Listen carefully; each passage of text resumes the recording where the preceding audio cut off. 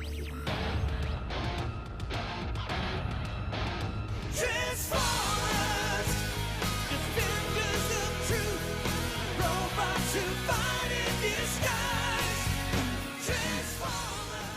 guys, thanks for tuning in. This is optibotimus coming to you with another video review. And today we're going to be taking a look at the new Transformers Titans Return Deluxe Class Mindwipe with Vorath. For the second wave of these new Deluxe Titans Return figures for the package, as you can see, you got a nice open clamshell that fully showcases the figure within, with a really cool artistic image here on the back card. You got Transformers there on the side. On the back of it, you can see that these Titans Return figures can work with all the different other classes. So for example, you could take Ape-Face, and you can put him on Mindwipe if you wanted. Or you could take Vorath, put him on Wolfwire, Astral Train, or Soundwave. They're all interchangeable, which is really very cool. Then up here it says the Decepticons unite with Tidemaster partners to power up for battle. Vorath gives Mindwipe control over other bots' central processors, making them servants that do his bidding. Which is very much like how he was in the original Generation 1 cartoon and even Headmasters. But for the packaging, not really anything that we haven't seen before. It does look pretty cool nonetheless, but we're not here to take a look at this. So why don't we get Mindwipe out here and see how cool he actually is.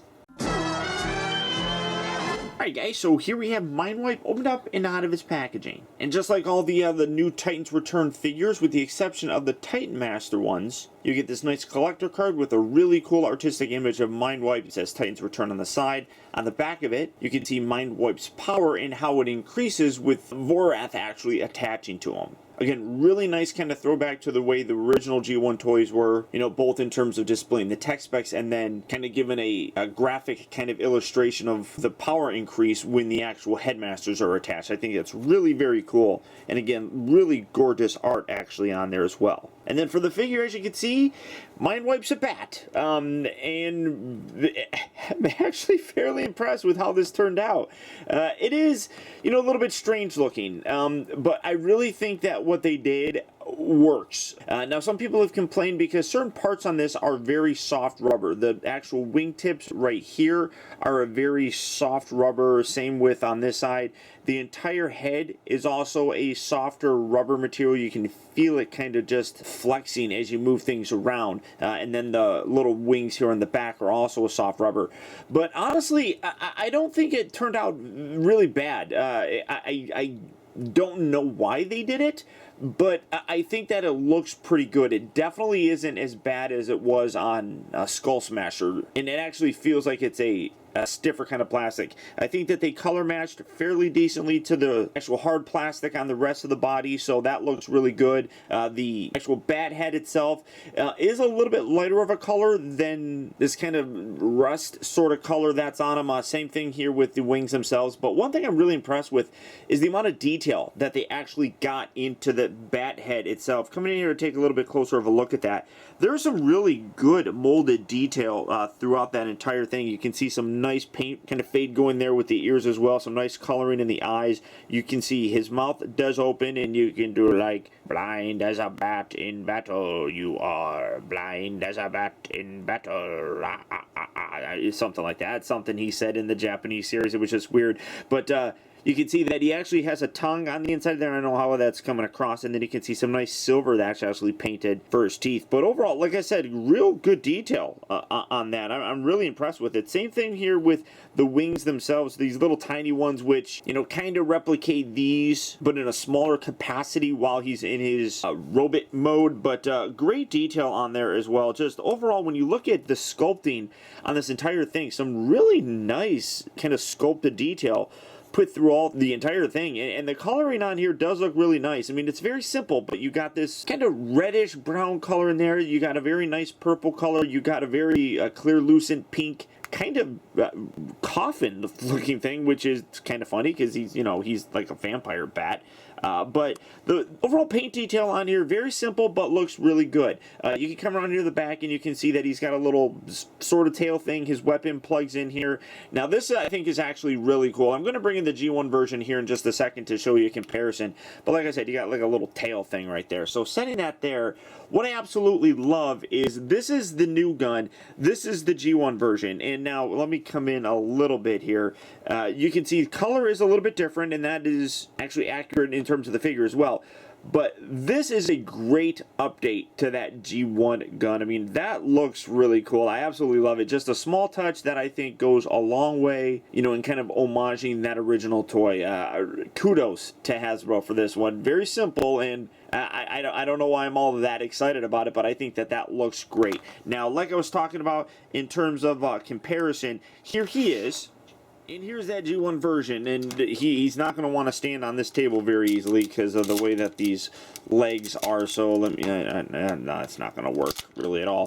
But like I was talking about, you can see that the color is actually darker on the original one. Now, the Takara one will probably go with this more dark purple as well, but I think that they did a pretty decent job nonetheless. The little kind of reddish brown color comes across very nicely. You got the red chest section, whereas this is more pink, which I actually really don't mind all that much. He's just going to fall because it kind of matches a little bit better with the purple that's throughout the entire thing.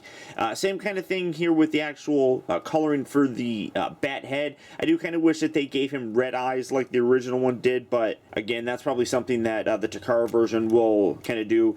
He does have the little tail kind of thing right here, and like I said, you kind of have this as his tail. This can actually detach as well as and kind of like be a shield weapon or something like that. So in terms of a G1 comparison, that's basically what you have. It's going to keep falling just because it doesn't like me. But I think that in general looks pretty good. Now you got the wings that kind of go up on the G1 version, his kind of swoop down, but this is a more realistic kind of look. I guess for him, he does have some articulation in this mode. Like you can see before, the mouth can open and close. The wings here are hinged here, here, and then here. So you can actually, if you wanted to, rotate these around and kind of get him just standing there, which I think looks kind of cool. You got, I don't know really if you want to say that you have a tail articulation because it just pegs in here. So you can kind of rotate it. And in doing so a little bit too much, you can detach the little legs from his wings here. So you do want to be careful when you're doing it. But like I showed, you do have the hinge here. You have a hinge right there. And then this section also does hinge, so you can get some, you know, fairly cool flying poses with it. Kind of angle that up. This whole back section here doesn't really detach or anything, but you can, you know, fly him around if you want to. I think that's cool. Now his transformation is well, I should show you Vorath. As you can see, it slides down and he hangs out right on the inside there. You just detach him just like so, and bringing in the G1 version. One thing that you are seeing though is the color is a lot different. You got a purple here for his hands and feet, whereas the original one is all red. One thing that I'm seeing is that he does have a fairly G1 inspired body. Coming in to take a little bit better of a closer look and get him out of the way so the focus works. You can see that chest wise, they got a very similar chest piece, which looks really cool. And then again, the same kind of detail on the arms themselves, a very similar kind of design, which is neat. I do really dig that. And then you transform them by just rotating them around. Do that on this as well, and you're going to see a fairly big difference in terms of the overall look for it. Very similar, but as you can see, no painted eyes, whereas you got the nice red painted eyes on the new version of Vorath. Coming back a little bit so it's not as out of focus, but you can see a very big size difference with these. That's just hilarious. And then just kind of leaving that there, we're going to detach this. It's part of the transformation anyhow. You're going to take that out. Just set that right there. I guess if you really wanted to, you can take this guy, straighten him, and let's see. Does he have a little peg here? Yeah, he does. You can see you got a little peg right there. You can put hat right in there like so. I guess you'd probably want to leave his arms up, and you can have him sit right there. And then you can have a little sled thing, and then again, if you wanted to, you can take the gun, you can put that right there, and you can have him kind of utilize this as a little, you know, mount weapon. I mean, you can peg this on and put on any of the, you know, city bots or anything like that. So that's actually kind of cool, but we're going to set that there. And then, like I was saying, the transformation actually is really very simple on this, but it does some interesting things, especially here with the wings. These wings become his legs, which are really very cool. So first, what you're going to want to do, come around here to the back. You can see that this black section actually tabs into the bottom section here of the wing. So you're going to want to loosen that up and pull that away on both sides, just like that, just to kind of get that out of the way like so. then these wings here can detach, and you can see that the wing that's on the back here has a small little tab section that you can see kind of grooves in right there. It actually tabs in, you can see the little notch right there. So when you bring that down, that's where it's going to lock in later on. So you want to lift that up and get that out of the way like so. Take this head section, fold this up and around. You got a little notch right there that little tab is going to go into. So just put that right in there, line that up, and then you just angle the head back just like that. Going to rotate him around like so. Get these arms, or what are going to become the arms, kind of out of the way, and then bring these down, rotate these bits around to the back, kind of angle them however you want, just kind of getting them out of the way. Again, move that out of the way, rotate these back just like so, and then you just bring these legs or these feet sections down, then bring this, rotate this, and get that, there you go, rotate that around, rotate this in, and then you got this little notch section on the inside here that's going to slot into. So you just bring that in, and give that a little push, and that friction's in. And there you have his leg. So again, you're going to come around here, you're going to rotate at the upper part of the thigh, then you take this whole section, rotate this around and around, bring this around. There you got that little tab that's going to slot on the inside of the other side of the leg, locking that in. And there you have his legs. That's actually, like I said, really cool that's how the legs form. I think that's really neat. Then you take these arms, detach these, or lift these up just like so, then swivel these down. You're going to rotate them around, and then take this entire top section at the upper part of the bicep and rotate that around as well. You're going to put the bat foot on the back section here. So again, rotate this down, rotate that, position that there, come around here to the hands, rotate these out. Those will lock into place. Do that on this side as well. Locks that into place.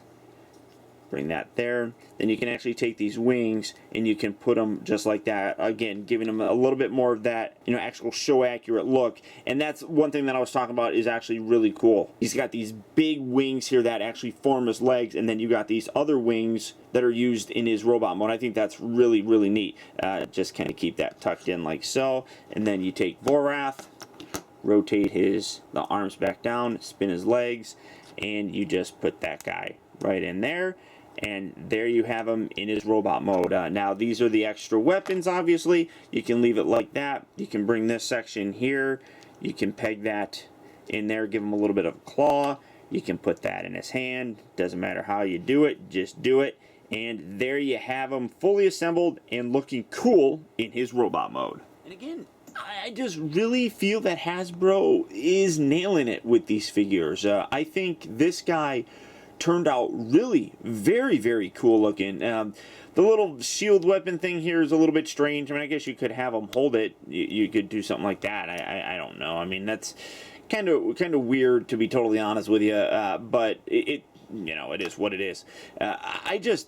With the rest of the figure, I think it is really, really very cool. People will probably complain that his legs are hollow, but they're made from bat wings. So, like, I can't really complain too much about it. The overall look, though, I think is really very, very neat. I'm very happy with how they were able to take a bat with, larger size wings and everything, and then kind of recreate those wing kind of looks in, his robot mode here with smaller wings. I think they did a really cool job with that. The overall head design, I think, looks really good. That's on there very nice and secure. I mean, that's not detaching or anything. You can see it's not wobbly, really. It's on there fairly secure. Everything on here is pretty good. One thing that I don't particularly like is I do kind of wish that the ankles here were on a ratchet, maybe a soft ratchet, as opposed to just a friction hinge, because they have a tendency, if I don't have the legs positioned properly, to want to lean back. So you kind of position it, and it kind of topples backwards because of that. So it does take some finesse when you're trying to get him to stand, and you can see, like, now I messed it up, and now now he's all right. But in some, well, now he wants to roll back. But it does take a little bit of finesse in getting him to actually stand. But you can still do it, as you can see, and he still looks really very cool. Now, for comparisons, again, setting him right there, getting his legs to cooperate. There we have him. And here you have his G1 self. And again, you can see right here, the color is very different. It's a much brighter purple.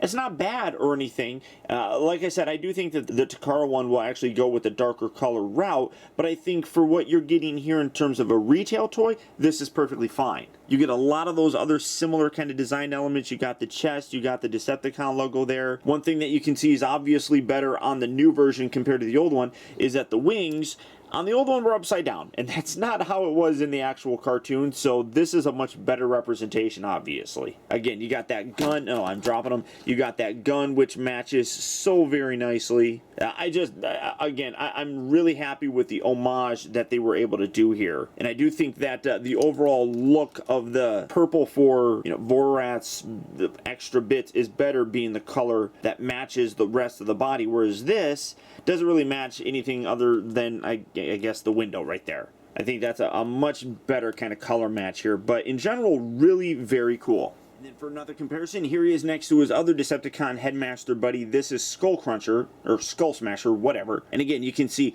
real nice design. He's a little bit leaning forward, but you can see that the Skull Smasher is actually a little bit taller, which kind of works because, a bat would be a little bit smaller of a character, or figure in general, so I kind of like the size being a little different here.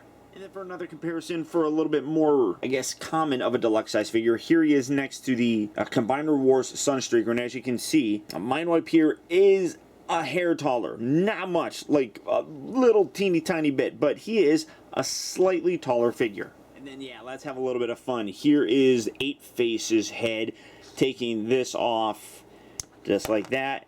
As you know, all these little figures can cross-play, and there you go. That actually looks pretty darn cool, if you ask me. Yeah, even the color matches a little bit better, I think. Well, I mean, it does match better, but it does actually match pretty decently. So that's pretty darn cool. So getting that out there, I'm sure people would have wanted to see that, so there it is. And then let's get that back on there.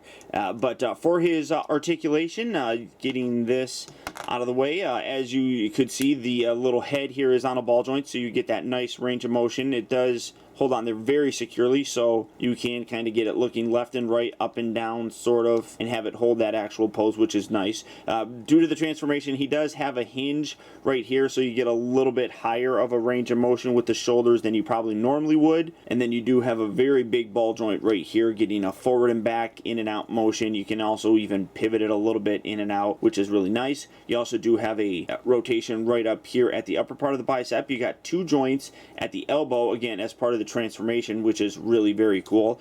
I guess you could kind of say these got wrist articulation, but it's just the process of putting the wrist back into the actual forearm for the transformation. The waist is here on a nice swivel, so you can move that around. You got these little pin hinge joints here, so they're kind of pinned in, and you can move them forward and back, and then they swivel in and out like so. Rotates at the upper part of the thigh, and he also bends here at the knee very nicely. As you can see, the ankles do pivot forward and back. They don't move in and out or anything, and that's probably the biggest negative that I would have on the figure, just the tightness of those joints. Like I said, I do kind of wish that they were actually maybe soft ratchets or something, because it just does make them want to topple back a little bit. You really got to balance them really very carefully to kind of get them to stand, but you can do it, and like I said, he still looks really very cool. Now to transform him back, get that out of the way, going to rotate his hands back and into the actual forearms just like so. Go ahead, take his head off just like that, angle these bits up, rotate the actual arm around at the bicep so that it's going to be like that. Do that on this side as well, rotate that around, and then you bring these down just like so. Well, maybe it's, no, well, did I rotate that around? No, okay, so we're going to go like that. So that's how you're, I'm sorry, you didn't need to rotate that around. You have that right there. So get that positioned. Oh, actually, nope, you want it where it's going to be hinged out like that. So, oops, So you want it hinged like that. I apologize. So I had it on that side, but I had it wrong on the other one. Then you take these, rotate these around, and then swivel them in just like so. Do that on this side as well. Bring that up, swivel that in, flip them around just like so, and then detach all this stuff, and then swivel this down, and then make sure that's all the way extended just like that. Rotate that around like that, and then you bring this down, and like I was saying, you got this little notch right here that is actually going to tab into the little tab that's sticking out on the soft wing. So you bring that down, that'll sit in there, and then you have this little tab section that slots underneath inside here. So you bring that up and lock that into place right there. Hopefully you could see that. And again, once you have that all lined up, you have that little brown section that's going to kind of notch into the actual wing itself. So we'll do that again on this side. Again, have that kind of angled where it's kind of bent out like so. We're going to then open these wings, get that out of the way, get that down, open these wings up just like that, swivel down, rotate, and then this little notch is going to line up there. Bring this and tab it on the inside right in here. So you just bring that around, push that in like that, and then slot this piece in just by pushing that in just like so. And then kind of position these legs to get them looking nice and straight. Angle these wings out. Take the little feet, these rotate towards the back just like so, and then you take the head, hinge this back, and then you will sort of feel it kind of grab, and then you can take the little chest section, rotate this down, set him there, take Vorath, kind of put him in a seated pose, and you can get the little door open up like I was saying, and then you got the little notch on the back that's going to slot in on the bottom section here. So you put him in, put that right there, close that up just like so. Then you come around here, take this section, you got this as a little tail, just rotate this around, and then again you just kind of peg this into his butt, literally. It looks like his butt's right there. So you put that right there, and then you can take this, peg this onto the underside of that, and you got a little bit of a tail thing for him, and there you have him back in his little bat mode. And again, a really very, very solid figure. The bat, I mean, yeah, it looks a little bit weird. I don't think it looks really all that bad, though. I think that what they had to work with came together very nicely. And actually, you know, works. You look at it, I mean, and it totally looks like a bat. I'm really very impressed with it. The overall color, the paint details, all really very nice on them. Definitely does a good job of homaging that Mindwipe character. And even does a pretty good job of looking creepy. Like I said, here, I kind of wish that they gave him red eyes, but for what it's worth, I still think it looks really very good. The transformation, though, is actually really very cool on this. Despite the fact that you do essentially create hollow legs, I really like what they did with the wings in terms of folding in on each other and actually forming the legs of the robot. The rest is pretty straightforward, honestly. I mean, you got the little legs right down here and they fold up, but it works. And then you get to a robot mode that looks even better for the character of Mindwipe than that G1 toy did. Like you could see, the wings were upside down on that G1 toy. And obviously there were the same wings in bat mode, so they had to be the same size. This actually, I mean, yeah, they're hanging out here, but I don't think it really is all that bad looking. And for the robot mode, it functions very nicely and looks cool. You know, being able to have large wings here for the bat and then even smaller ones as if these ones shrunk down for the robot, I think is really cool. Again, it's another home run if you ask me. So all that being said, if you're interested in picking this guy up, he is slowly starting to hit various retail locations right now. Or as always, there's Big Bad Toy Store. So all you have to do is click on the link down in the video description. You'll go to BBTS where you can check out availability on this guy as well as the rest of the new wave of Transformers Titans Return figures. But beyond that, guys, that's about it. So once again, I want to thank you for tuning in. This has been Optibotimus. Don't forget, if you like this video, to please like and share it. Also, be sure to subscribe in case you haven't already subscribed. That way you never miss a future review of mine. And as always, until next time, I'll talk to you later.